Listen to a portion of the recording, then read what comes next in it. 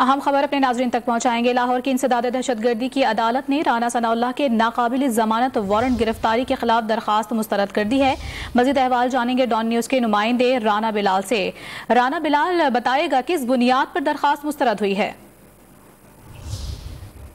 शाह की जानिब से लाहौर हाई कोर्ट से ये इस्तदा की गई थी कि वो ये दरखास्त जो है वो वापस लेना चाहते हैं, जिस पर लाहौर हाई कोर्ट बुनियाद पर ये दरखास्त जो है वो मुस्तरद कर दी है।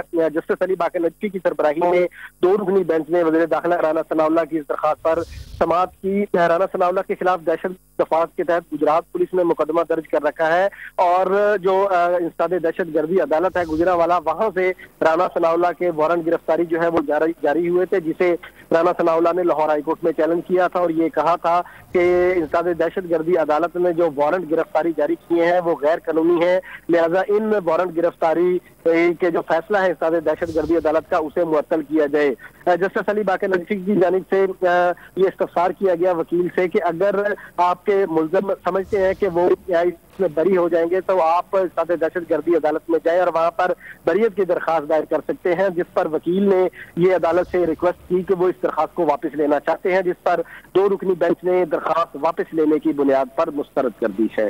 ठीक है राना बिलाल, आप अपडेट कर रहे थे इस हवाले से, बहुत शुक्रिया आपका।